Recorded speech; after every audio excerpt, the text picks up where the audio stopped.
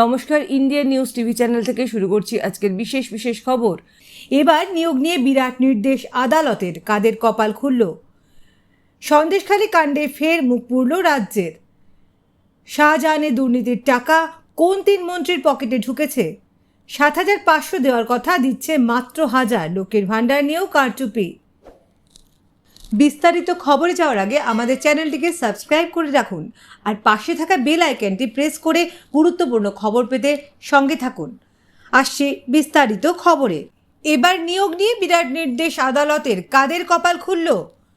গত সপ্তাহের প্রথম দিনই এসএসসি নিয়োগ দুর্নীতি মামলার নজিরবিহীন এক রায় দিয়েছে কলকাতা হাইকোর্ট। কলমের এক খোঁচায় চাকরি হারিয়েছেন ২৫,৭৫৩ জন। বাতিল করা হয়েছে ২০১৬ সালের সম্পূর্ণ প্যানেল। তবে এবার নিয়োগ নিয়ে একটি বিরাট নির্দেশ দিল আদালত। দীর্ঘ ২৬ বছরের টানাপোড়েন শেষে আইসিডিএস সুপারভাইজার নিয়োগের জট খুলল। মামলার বয়ান অনুসারে ১৯৯৮ সালে আইসিডিএস সুপারভাইজার পদে সর্বশেষ নিয়োগ হয়। এরপর ২০১৯ সালে ফের শুরু হয় নিয়োগ প্রক্রিয়া। মোট ৩,৪৫৮টি পদে নিয়োগ বিজ্ঞপ্তি প্রকাশ করা হয়।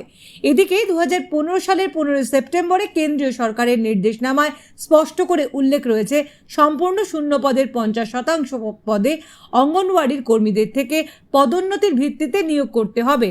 তবে অভিযোগ উঠেছে ৩,৪৫৮টি শূন্য পদের মধ্যে মাত্র ৪২২টি শূন্য পদ রেখে বাকি পদগুলিতে সরাসরি নিয়োগের প্রক্রিয়া শুরু করে দেওয়া হয়।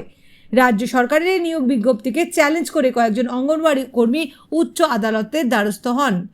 গত বছর ১৯ সেপ্টেম্বর বিচারপতি লোপিতা বন্দ্যোপাধ্যায় এই প্রেক্ষিতে রাজ্য সরকারকে ৫০% শূন্য পদে অঙ্গনওয়াড়ি কর্মীদের থেকে প্রমোশনের ভিত্তিতে নিয়োগের নির্দেশ দেন। তবে অভিযোগ, বিচারপতির এই নির্দেশ না মেনে নিয়োগ প্রক্রিয়া বহাল রাখে রাজ্য সরকার। এদিকে অঙ্গনওয়াড়ির কর্মীদের পদোন্নতির ভিত্তিতে সুপারভাইজার পদে নিয়োগের জন্য একটি পরীক্ষা হয়। প্রকাশিত ১১৫২ জনের একটি মেরিট লিস্ট। তারা পরবর্তীতে ভাইভা দিতে পারবেন। সন্দেশখালী কাণ্ডে ফের মুখ পুড়ল রাজ্যের। রাজ্যের দ্বিতীয় দফার লোকসভা ভোটের দিন সন্দেশখালী থেকে বিপুল পরিমাণে অস্ত্র ভাণ্ডার উদ্ধার করেছিল সিবিআই।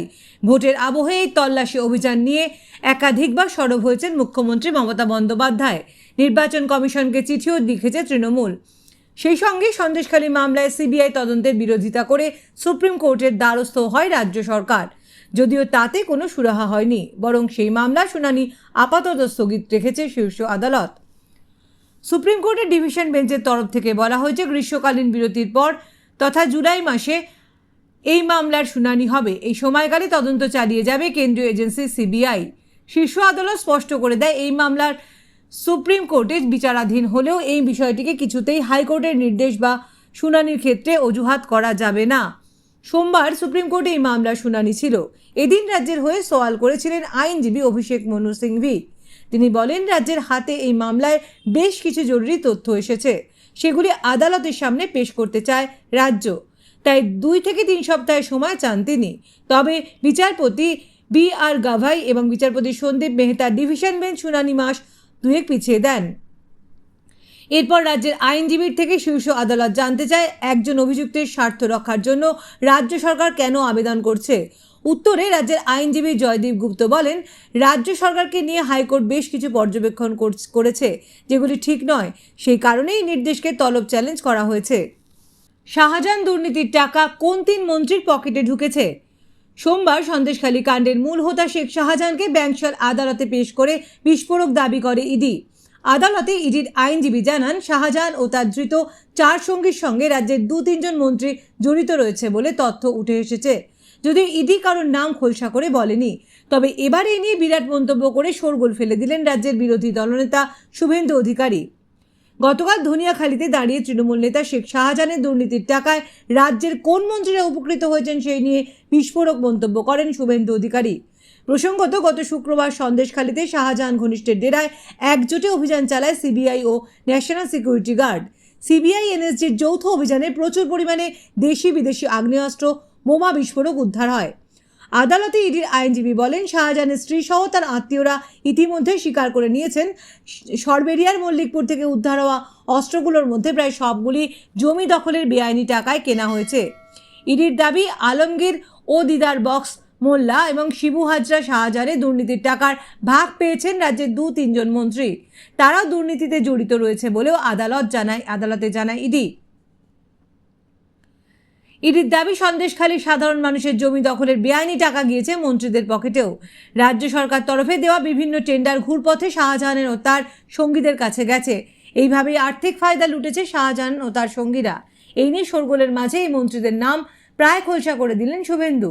গতকাল শুভেন্দু বলেন, শাহজাহানের দুর্নীতির টাকা যেই 3 মন্ত্রীর কাছে গিয়েছে তাদের মধ্যে একজন জেলে, আরেক লম্বা বসিরহাটে ঘুরছেন, আরেকজন ব্যারাকপুরের প্রার্থী। সাংবাদিকরা তাকে প্রশ্ন করেন তিনি সুজিত বসু ও পার্থ ভৌমিকের নাম বলছেন কিনা। তার উত্তরে শুভেন্দু বলেন, সমজদারদের জন্য ইশারাই যথেষ্ট। 7,500 দেওয়ার কথা, দিচ্ছে মাত্র 1000। লক্ষ্মীর ভাণ্ডার নিয়েও কারচুপি। পশ্চিমবঙ্গের মানুষের জন্য মমতা বন্দ্যোপাধ্যায় সরকার একাধিক উন্নয়নমূলক প্রকল্প চালু করেছে। এর মধ্যে অন্যতম হলো লক্ষ্মীর ভাণ্ডার। এই প্রকল্পের আওতায় রাজ্যের মহিলাদের মাসিক 1000 টাকা করে ভাতা দেওয়া হয়। তপশিলি জাতি, উপজাতি এবং অনগ্রসর জনজাতির মহিলাদের ভাতার পরিমাণ হলো 1200। এবার এই প্রকল্প নিয়ে রাজ্যের শাসক দলকে বিঁধলেন অভিজিৎ বন্দ্যোপাধ্যায়। কলকাতা হাইকোর্টের এই প্রাক্তন বিচারপতি লোকসভা ভোটের আগে বিজেপিতে যোগ দিয়েছেন। তমলুক থেকে তাকে দাঁড় করিয়েছে গেরুয়া শিবির। এরপর থেকে একাধিকবার তৃণমূলকে নিশানা করেছেন তিনি। এবার যেমন লক্ষ্মীর ভাণ্ডার নিয়ে সরব হলেন এই রাজনীতিক। লোকসভা ভোটের আবহে লক্ষ্মীর ভাণ্ডারের ভাতা বৃদ্ধি করেছে পশ্চিমবঙ্গ সরকার, যে কারণে মুখে হাসি ফুটেছে রাজ্যের মহিলাদের। এর প্রভাব ভোট বক্সে পড়বে বলে অনুমান ওয়াকিবহাল মহলের। তবে এবার এই প্রকল্প নিয়েই সুর চড়ালেন অভিজিৎ। তমলুকের বিজেপি প্রার্থী বলেন, মাসিক 1000 কিংবা 1200 নয়। প্রথমে বাংলার প্রত্যেকটি পরিবার পিছু মাসিক 7,500 টাকা করে অনুদান দেওয়ার প্রস্তাব ছিল। অভিজিতের দাবি, বাংলার স্বনামধন্য এক অর্থনীতিবিদের প্রস্তাব চুরি করে লক্ষ্মীর ভাণ্ডার প্রকল্পটি তৈরি করা হয়েছে। প্রেসিডেন্সি বিশ্ববিদ্যালয়ের ছাত্র তথা ক্যালিফোর্নিয়া বিশ্ববিদ্যালয়ের অধ্যাপক প্রণব বর্ধন নাকি একবার রাজ্যের প্রত্যেকটি পরিবার পিছু মাসিক 7,500 টাকা করে অনুদান দেওয়ার প্রস্তাব দিয়েছিলেন। সেই প্রস্তাব থেকেই লক্ষ্মীর ভাণ্ডারের আইডিয়া নেওয়া হয়েছে বলে দাবি করেন বিজেপি প্রার্থী। অভিজিৎ বলেন, প্রণব বর্ধন পরিবার পিছু মাসিক 7,500 টাকা দেওয়ার প্রস্তাব দিলেও সেটা না মেনে অল্প টাকা দিয়ে নিজেদের দিকে ভোট টানার চেষ্টা করছে তৃণমূল। উল্লেখ্য, 24-এর লোকসভা ভোটে তমলুক কেন্দ্রের দিকে নজর থাকবে অনেকের। তৃণমূল, বিজেপি, বাম 3 দলের তরফ থেকেই হেভিওয়েট প্রার্থী দেওয়া হয়েছে এই কেন্দ্রে। তৃণমূল এই আসনে দাঁড় করিয়েছে যুব নেতা দেবাংশু ভট্টাচার্যকে। অন্যদিকে বামেদের তুরুপের তাস তরুণ আইনজীবী সায়ন বন্দ্যোপাধ্যায়। স্থানীয় সংবাদ এখনের মতো এখানেই শেষ করছি। নমস্কার।